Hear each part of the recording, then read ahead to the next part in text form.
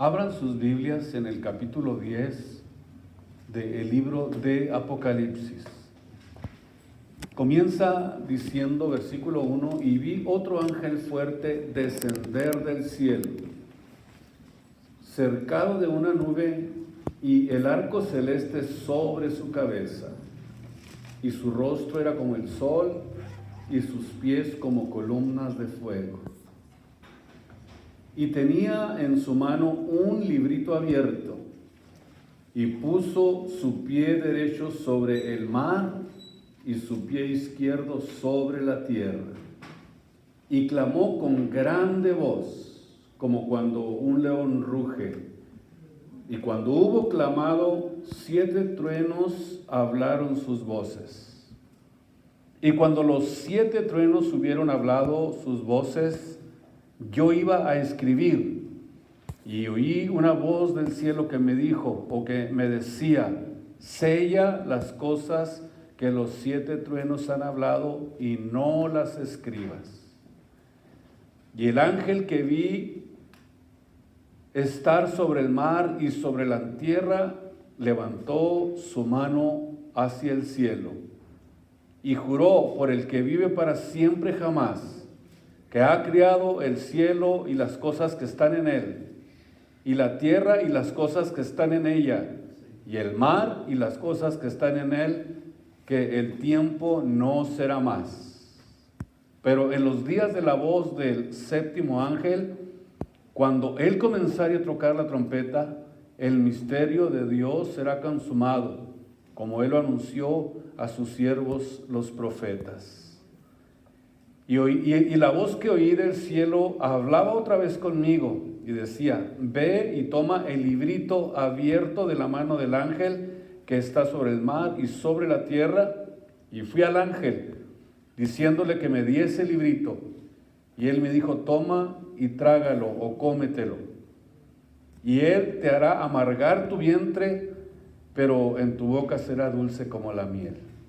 Y tomé el librito de la mano del ángel y lo devoré, y era dulce en mi boca como la miel.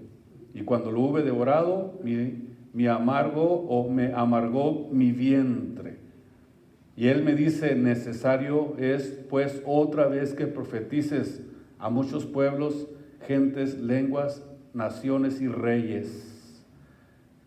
Vamos en esta ocasión a ver qué Dios quiere hablarnos en este capítulo 10, pero antes tomen sus lugares, por favor, y pongan toda su atención a la palabra de Dios.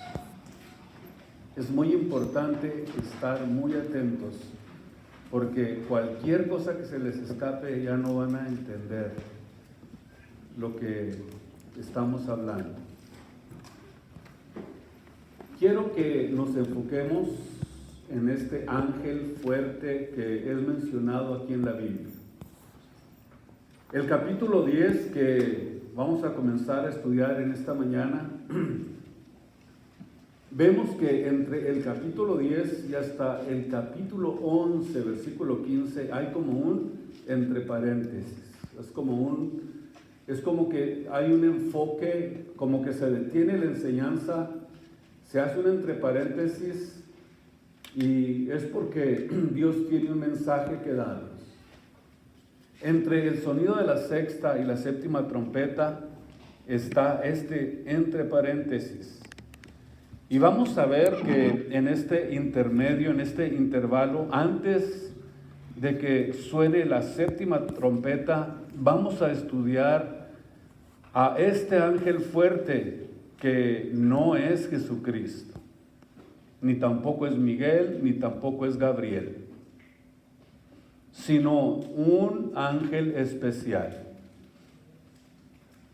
No es ninguno de estos, porque cuando dice otro ángel fuerte, notamos que algo tiene que ver esta expresión. Decía que no es ni Miguel, porque Miguel es el jefe de los ángeles y es calificado como el arcángel. Arc significa el de un orden enviado, el de un orden establecido por Dios. mientras que Gabriel significa un ángel enviado. Entonces, no se trata en esta ocasión de Jesucristo. Cuando dice otro ángel fuerte, vemos que está haciendo la diferencia de los 7 o de los otros 7 ángeles que están tocando las trompetas, que es lo que estamos estudiando. Muchos comentaristas o enseñadores de la Biblia dicen que a este ángel lo identifican con Jesucristo. Pero yo creo que es una forma equivocada, porque la palabra griega alón significa otro de la misma clase. O sea que cuando dice otro es la palabra alón del griego y significa otro de la misma clase. Y hay 2 palabras para poder entender otro, y la otra palabra es tereos o etereos. Y surge precisamente la palabra etéreos. De ahí surge precisamente la palabra heterosexual y significa otro de diferente clase. La palabra que se usa aquí es la palabra alón, otro ángel de la misma clase. Pero si fuera Cristo, si hubiera usado la palabra tereos, otro de una clase totalmente diferente, es decir, un ser creado. Este ángel fuerte pertenece a la clase y al nivel de los ángeles, y el vocablo fuerte también es muy importante para ustedes que les gustan anotar estas palabras. Es también la palabra del griego ishirión, y significa ángel del rango del poder especial de Dios. Esa es la razón por la que es importante que ustedes puedan comprender esto que yo les estoy mencionando, para que sepan hacer la diferencia.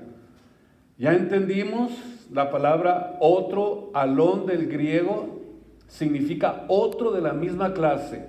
La palabra hetereos, de ahí es donde surge la palabra heterosexual, y significa otro de clase diferente. La palabra que se usa aquí naturalmente es la palabra alón, porque está hablando de un ángel especial de Dios, un ángel del rango del poder especial de Dios, y son ángeles apartados de Dios como los más poderosos que existen.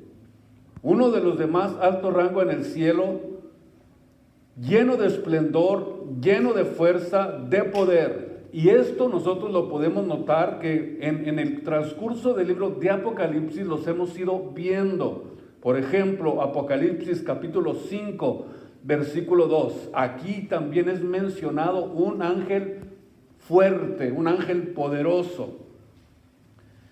En Apocalipsis capítulo 18, versículo 1 también habla de un ángel que tiene, escuchen esto, yo sé que lo van a leer en sus Biblias, y si no trajeron sus Biblias, pues al cabo, ¿para qué la llevo? Y se ya ponen el versículo, ¿verdad?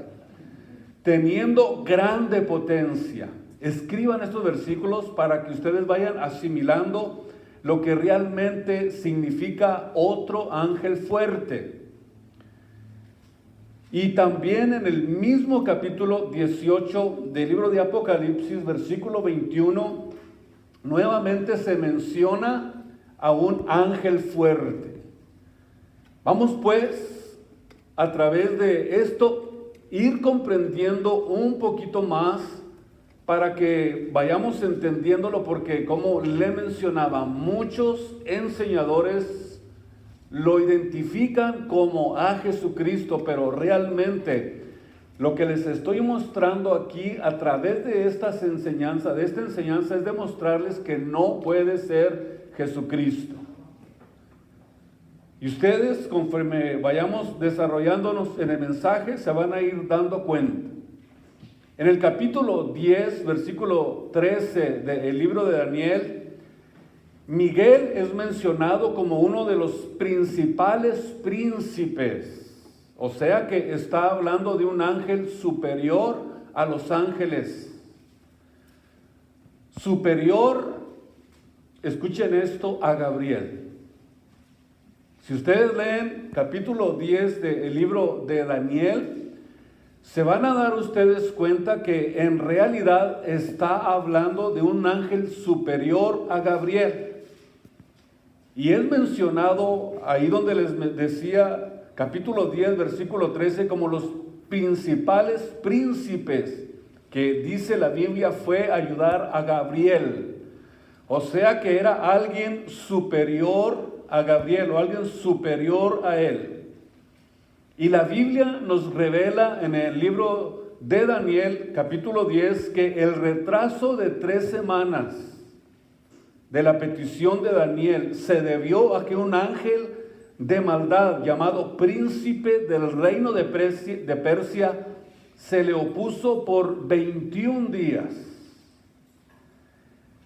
Estamos entonces hablando de una batalla espiritual, algo que a lo mejor, claro, está desapercibido para el ojo humano, para el ojo que no puede visualizar esto.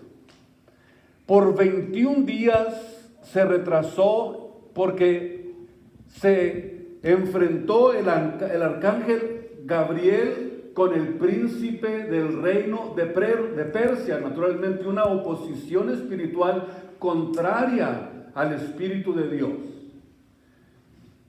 Y dice la Biblia que desde el momento en que Daniel se pone a orar, comienza un conflicto cósmico en los cielos.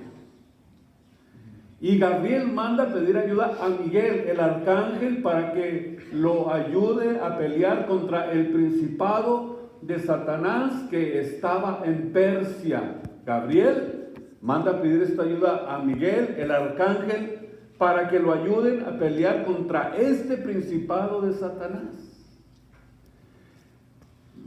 Entonces nos damos cuenta que sí, efectivamente, existen rangos en el reino espiritual que lo podemos ver en la Biblia, que no solamente estos rangos existen con los ángeles de Dios, sino también con los espíritus inmundos.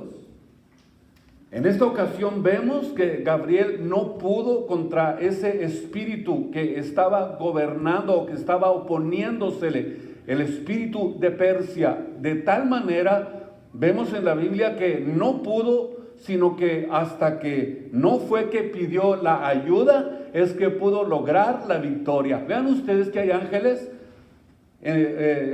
ángeles o espíritus inmundos que son hasta más fuertes que los ángeles. ¿Verdad que lo estamos viendo aquí claramente en el libro de Daniel? Está tan claro en la Biblia que podemos darnos cuenta que efectivamente cuando nosotros adoramos a Dios, cuando nosotros comenzamos a glorificar su nombre o cuando le pedimos algo a Dios, comienza un conflicto espiritual para que las bendiciones de Dios no nos lleguen a nuestras vidas. Esto es muy interesante que ustedes y yo como hijos de Dios lo podamos comprender. Esto es algo impresionante, algo glorioso que los hijos de Dios deben de saberlo y deben de entenderlo perfectamente. Así como en el mundo físico hay ejércitos más fuertes que otros, hay hombres más fuertes que otros, en el mundo angelical hay ángeles que son más fuertes unos que otros. Hay ángeles que, como en este caso, recurren a una ayuda superior, y esto es increíblemente maravilloso. El principado que enfrentó Gabriel era más fuerte que él, y vemos que necesitó ayuda. Vemos pues diferentes rangos en este ambiente.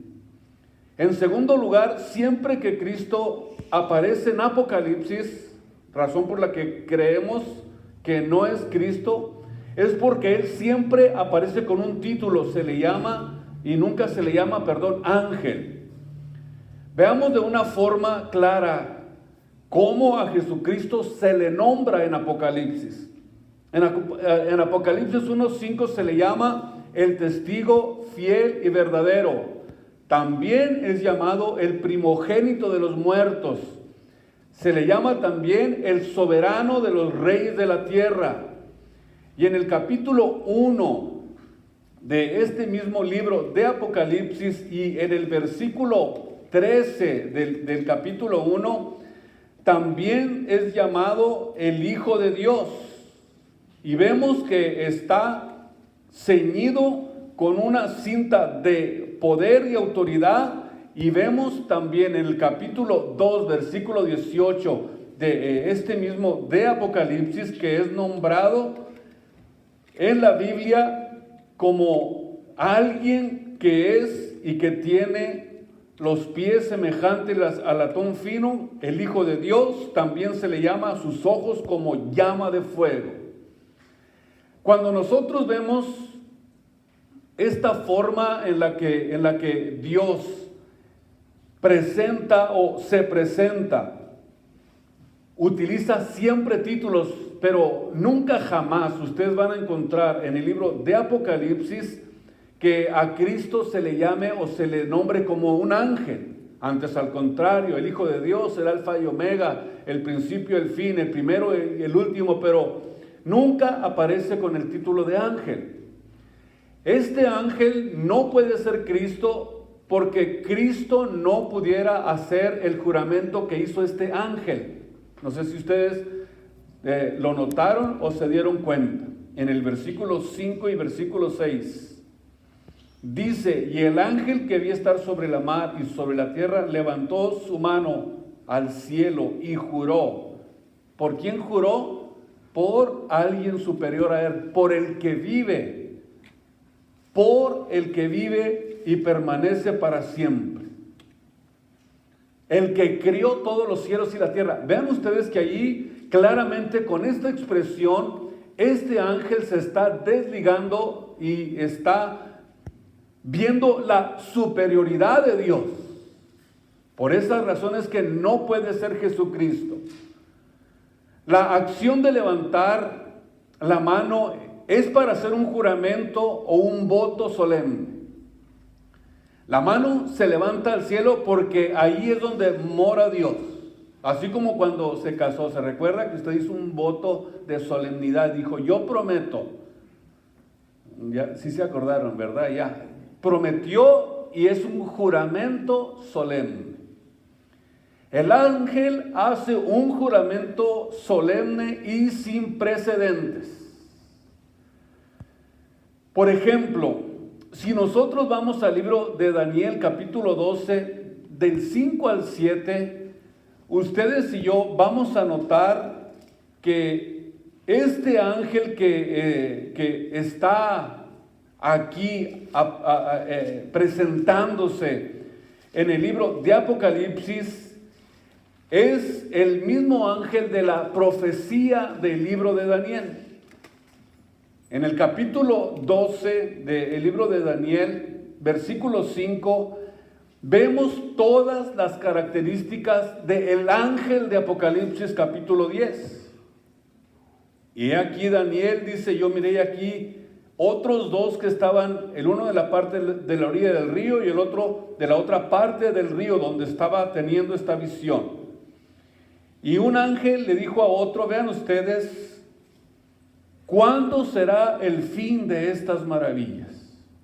Y oía al varón vestido de lienzos que estaba sobre las aguas del río, el cual alzó su diestra y su siniestra al cielo y juró por el viviente en los siglos que será por tiempo y tiempos y la mitad de tiempo. Lo que está diciendo aquí es que los juicios de Dios, cuando dice un tiempo es un año, cuando dice otro tiempo son 2 años más y medio tiempo, está precisamente hablando del tiempo en que viene sobre esta tierra y se derrama la ira de Dios por 3 años y medio. Esta identificación con este ángel lo podemos notar claramente. Este juramento en Hebreos capítulo 6, versículo 13, dice la Biblia que es imposible. ¿Por qué creemos que no es Cristo? porque Hebreos capítulo 6, versículo 13 nos dice claramente en la Biblia, y podemos constatarlo con claridad, que Dios no puede jurar por alguien mayor que Él. ¿Ya lo notaron? Esto es algo interesante. O sea, este ángel de Apocalipsis 10 está haciendo un juramento. Pero de acuerdo a la Biblia, o sea, ¿cómo Dios va a jurar por sí mismo? No se puede. Antes, al contrario, vemos que Dios, cuando le prometió hablar, esto no pudiendo jurar por otro mayor, juró por sí mismo. Pero aquí vemos a un ángel que jura por alguien que es otro mayor o alguien que es superior. Sin embargo, Dios juró por sí mismo. Y si hubiera sido Cristo, este ángel hubiera jurado por sí mismo. Pero como no era Cristo, tuvo que jurar por alguien superior a él o a otro mayor que él. Y en último lugar, este ángel baja del cielo, comienza diciendo el capítulo 10, baja del cielo a la tierra.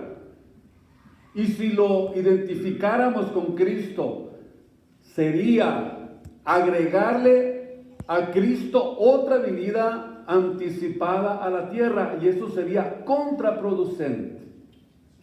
Por eso quiero que ustedes me sigan muy detenidamente para poder entender de una forma clara y que podamos comprender que es imposible que sea Jesucristo. Ya vimos, cuando dice otro ángel, significa a alguien que es de su misma capacidad, de su mismo entendimiento, a alguien que es de la misma clase. No es alguien superior, sino a alguien de su misma clase. Entonces, si fuera Cristo y lo vemos descender a la tierra, entonces sería como nuevamente, les repito, sería agregarle a Cristo otra venida anticipada a la tierra.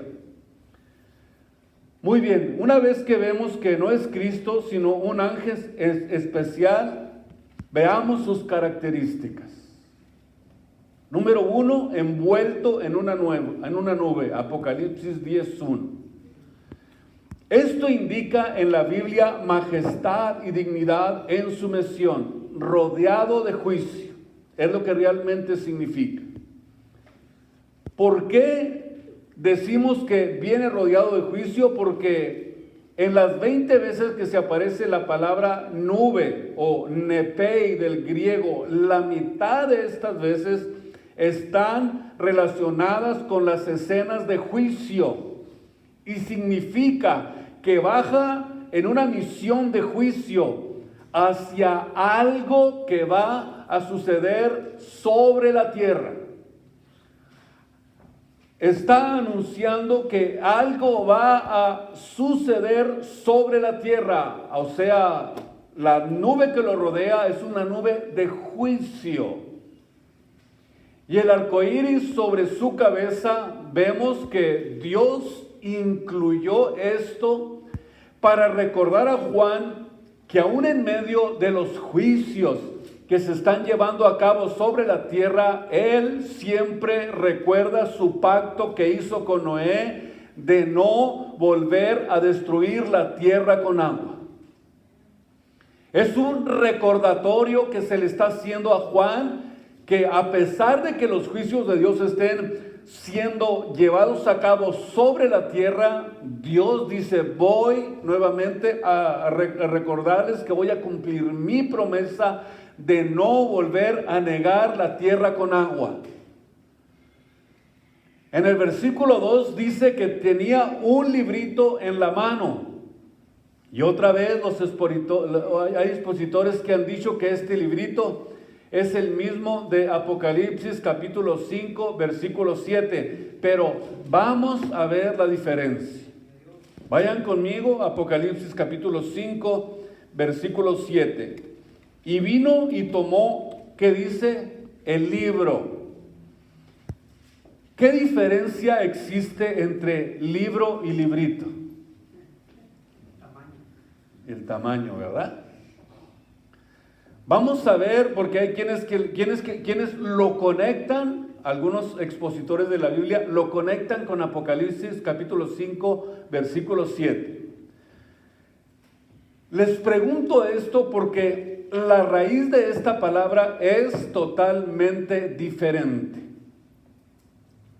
La palabra bibliaridión y la palabra de Apocalipsis 5:7 es la palabra biblión y significa libro y significa libro grande.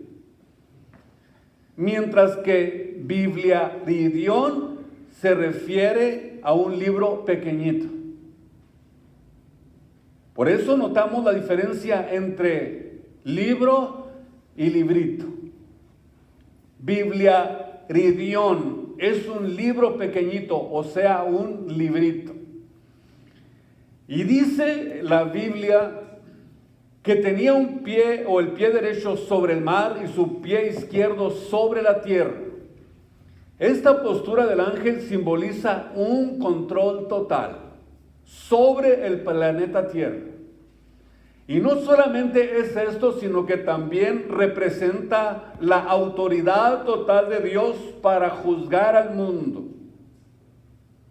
Y esto demuestra que toda la creación pertenece al Señor y que Él gobierna toda la creación con autoridad y con soberanía, y que no hay nadie que pueda oponerse a este reino y a esta autoridad porque le pertenecen al Señor. Aquí vemos entonces que existe una gran diferencia y vamos a darnos cuenta no solamente por lo que la Biblia dice, sino que podemos entender entonces la diferencia que existe en lo que significan estos dos libros. En el versículo 3 del capítulo 10 del libro de Apocalipsis, dice que clamó con gran voz, como cuando un león ruge, como cuando un león está rugiendo. No es la furia naturalmente de la naturaleza, sino de la justicia divina de Dios, que desciende de un Dios temible y poderoso sobre un mundo lleno de pecado, sobre un mundo lleno de maldad. Y esta expresión le está verdaderamente diciendo al mundo: ya basta, ya se acabó, ya es el tiempo, voy a actuar, voy a juzgar al mundo. Dios tiene toda la autoridad, todo el control, todo el poderío, pero sobre todo tiene el gobierno y la capacidad de poder traer juicio sin que nadie pueda oponerse, porque Él es absoluto, Él es único, Él es verdadero, Él es real, Él es glorioso, Él es el que crió todas las cosas, las crió por medio de Él y para Él, por Jesús.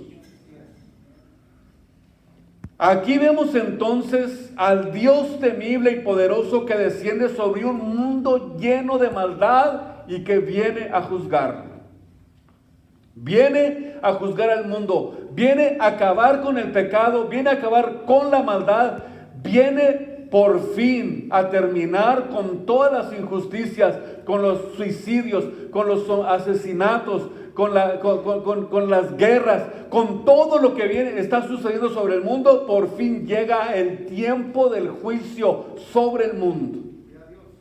Esto es algo interesante que nosotros ahora lo podemos entender.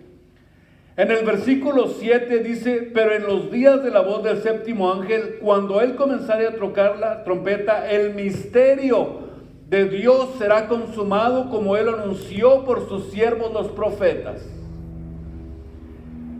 Muy bien. En el libro de Romanos capítulo 10 versículo 25, ¿de qué misterio está realmente hablando?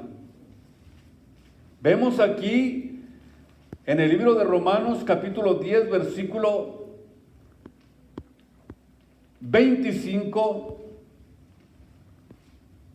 16, 25, estaba equivocado, disculpen. Romanos capítulo 16, versículo 25.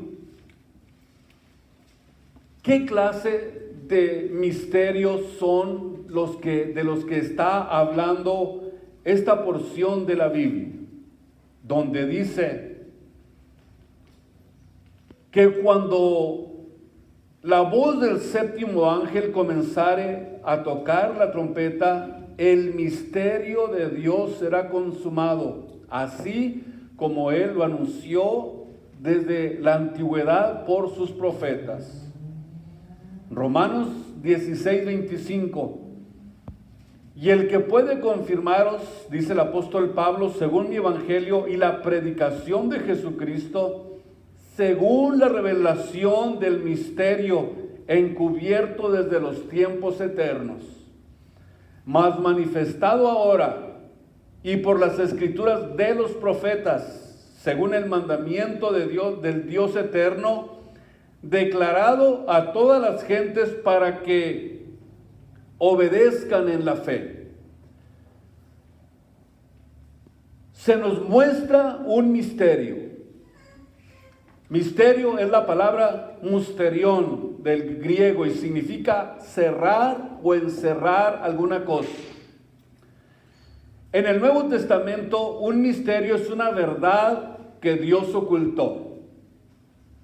Y la Biblia, ustedes y yo, nos damos cuenta que habla de muchos misterios, pero vemos que estos misterios que Dios escondió, como el misterio de la esencia maldad, el misterio del reino de los cielos, el misterio del rapto de la iglesia, el misterio de la iniquidad, el misterio de la encarnación de Jesucristo. ¿Cómo es que Él, siendo Dios, pudo entrar o Dios pudo engendrar una criatura de acuerdo a Dios en una mujer que nació precisamente de un vientre de una mujer? Todos estos misterios de los que Dios habla, nosotros vemos que realmente son misterios que están ahí en la Biblia, pero que no cualquiera tiene la capacidad y el entendimiento para poder reconocerlos como misterios.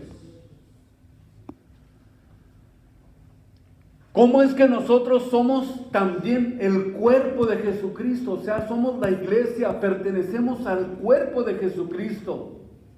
¿Cómo es posible también entender que cuando nosotros decidimos casarnos, dice la Biblia, que nos convertimos en una sola carne? ¿Cuántos misterios realmente nosotros encontramos en la Biblia? Si supiéramos perfectamente todas las respuestas de lo que la Biblia contiene, entonces ya no necesitaríamos a Dios. Y muchos, como no entienden a Dios, pues dicen, pues yo no creo en Él, yo no creo en Dios. Pero por el hecho de que tú no entiendas algo, tampoco esto te autoriza o te justifica para volverte un ateo o renegar de Dios.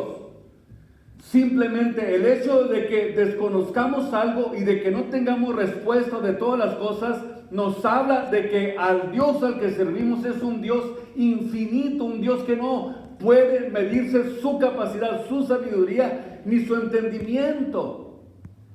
Pero la Biblia nos revela a la iglesia muchos misterios que muchos humanos comunes todavía hasta este momento no han podido comprender. Por eso es que Romanos 16, 25 y 26 habla precisamente de estos misterios, pero vemos que el misterio más importante y la revelación más importante que nosotros debemos de conocer, Dios ya nos las ha revelado a nosotros. Tenemos la suficiente revelación, el suficiente conocimiento para conocer quién es Dios, qué es la salvación y qué es lo que nos espera en el reino de los cielos. Esto es algo precioso. Por eso vemos que a través de las escrituras de la Biblia encontramos que estos misterios estuvieron encubiertos por siglos y por siglos, pero que ahora, gracias a la revelación y al conocimiento de Jesucristo, ahora podemos entender los misterios del reino de los cielos. Un misterio que ni el reino angelical conocía. Esto es interesantísimo. En el libro de los Efesios, capítulo 3, versículo 3, vean cómo comienza escribiendo el apóstol Pablo.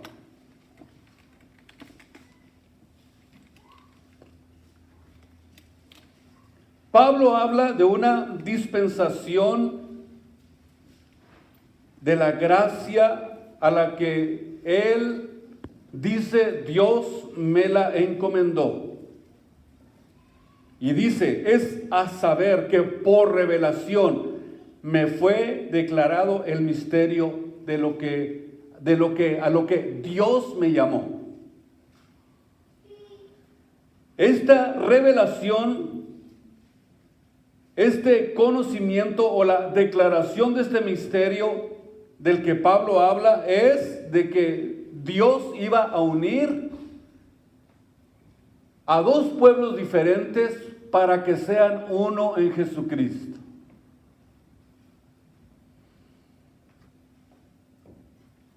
Dice el versículo 4, leyendo lo cual podéis entender cuál sea mi inteligencia en el misterio de Cristo, el cual misterio en otros siglos no se dio a conocer a los hijos de los hombres. En otras palabras, como dice el apóstol Pedro, cuando escribió que los profetas de la antigüedad inquirieron, buscaron, trataron de entender, trataron de comprenderlo, pero dice el apóstol Pedro que cuando descubrieron que no era ni para ellos esa revelación, como que dijeron, pues ya le paramos hasta que Dios actúe y ya pueda Él traer esta revelación. Es a saber, dice el apóstol Pedro, el misterio que estaba oculto desde siglos y edades en Dios, pero ahora ha sido revelado a sus apóstoles y profetas en el Espíritu. ¿Cuál es esta revelación? Que los gentiles sean juntamente herederos e incorporados y consortes de su promesa en Cristo por el conocimiento del Evangelio. Había muchas verdades veladas que más adelante vemos reveladas en el Nuevo Testamento y se denominaban misterios. El misterio del que el apóstol Pablo está hablando, por ejemplo, es que judíos y gentiles unidos en un solo cuerpo vendrían a ser una sola iglesia por la virtud gloriosa del Mesías y por el sacrificio hecho por Jesús. En el versículo 9 del mismo capítulo 3 de Efesios, y aclarar a todos cuál sea la dispensación del misterio escondido desde los siglos en Dios que crió todas las cosas, para que la multiforme sabiduría de Dios sea ahora notificada, esta sabiduría, estos misterios sea notificado a los principados y potestades en los cielos. Dicho de otra manera, esta revelación de la cual la iglesia está siendo participante es una revelación que aún los ángeles están aprendiendo por medio de la iglesia, por medio de sus hijos. O sea, Dios manifiesta su gloria por medio de la iglesia a todos los ángeles. Y escúchenme bien, y ellos están aprendiendo de nosotros los misterios ocultos y que Dios en su soberanía le plació revelárselos a la iglesia, a usted y a mí. ¡Qué impresionante! Todo lo que nosotros estamos aprendiendo del reino de los cielos, del rapto de la iglesia, de la resurrección de los muertos, de la glorificación, de lo que va a suceder, ellos están a la expectativa y están aprendiendo y están dándose cuenta que realmente la iglesia tiene una capacidad mucho más impresionante de lo que nosotros pudiéramos imaginar. Quiere decir entonces que como hijos de Dios estamos ustedes y yo recibiendo un evangelio de poder, un evangelio que sobrepasa la capacidad angelical. Y a pesar de que los ángeles son poderosos, la iglesia de Jesucristo está en un nivel superior a los ángeles, porque dice Hebreos 1 que a cuál de los ángeles jamás Dios le dijo: mi hijo eres tú, hoy te he engendrado. ¿Y saben qué? Eso nos lo dijo a cada uno de nosotros. Qué glorioso es Jesucristo. Regresamos a Apocalipsis al versículo 9. Y fui al ángel diciéndole que me diese el librito. Y me dijo: toma, trágalo o cómelo, y te hará amargar tu vientre, pero él te hará amargar su vientre, pero su boca será dulce como la miel. Este acto constituye una ilustración gráfica de lo que implica recibir la palabra de Dios y cómo debería de ser, o qué debería de ser, o cómo debería de ser la respuesta de todo creyente al juicio de Dios. ¿Cuál sería la actitud o el pensamiento de usted? Imagínense ustedes comenzar a ver que los juicios de Dios azotan sobre la tierra. Si vemos, por ejemplo, una guerra, que hay mortandad, que hay injusticia, que muere gente inocente, ¿cuál sería la respuesta de un creyente al ver el juicio de Dios sobre la tierra cayendo? Pudiéramos decir que es una anticipación dulce de la gloria de Dios, de nuestra victoria en Cristo, pero al mismo tiempo la amargura de ver que la ira de Dios está siendo derramada sobre aquellos que rechazaron el evangelio. Imagínense ustedes qué dulce noticia. Jesús ya viene a juzgar al mundo. Jesús ya se está preparando para juzgar al mundo, pero por otro lado, al digerirlo o al asimilarlo, lo amargaría, porque ahora tenía que anunciar el juicio de la desobediencia y de la rebelión humana. Puede ser que a lo mejor por el momento, si nosotros lo meditáramos detenidamente, Señor, como lo hizo Abraham con Sodoma y Gomorra: Señor, no los destruyas si hay 5 justos. Imagínense ustedes qué se sentirá cuando la ira de Dios azote, cuando Dios comience a traer sus juicios, pero Dios por su santidad está obligado, escúchenme bien, a traer juicios sobre un mundo de pecado, de maldad, de soberbia que se apartó de él. La santidad de Dios lo obliga a hacer estos juicios. Amén. Su santidad es exactamente lo contrario a la actitud del mundo, que va en contra de lo que Dios ha dicho, y Dios por su naturaleza tiene que llevar a cabo estos juicios. Podemos decir la dulzura, la preciosidad, la gloria, lo impresionante que es irnos con Jesús en el rapto de la iglesia, pero a la vez mirar que la ira de Dios comienza sobre el mundo y comienza la devastación hasta una entera consumación, dice la Biblia. A esto se refiere Juan. A la dulzura de poder recibir el evangelio, todas las promesas, pero la tristeza y la amargura de mirar cómo la desobediencia y la rebelión humana está siendo juzgada. En Apocalipsis 10, versículo 11, se le dijo que era necesario que profetizara otra vez.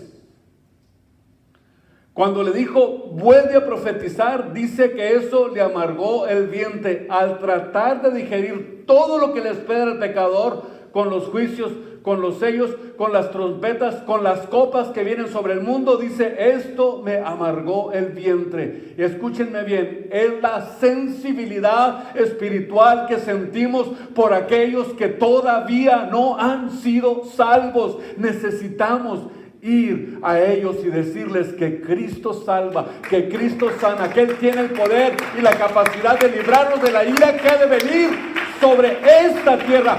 Por eso le servimos a Cristo, porque queremos escapar de la ira que ha de venir sobre esta tierra. Y esto debe de amargarnos el vientre y decir, sal a tiempo, entrégate a Cristo, búscale con todo tu corazón, no te apartes ni a diestra ni a siniestra, porque ahí está precisamente nuestra salvación. A Él sea la gloria y la honra en esta mañana preciosa. Déselo con todo su corazón, porque Él se lo merece. Aleluya, gracias Señor. Podemos decirle gracias por tu salvación.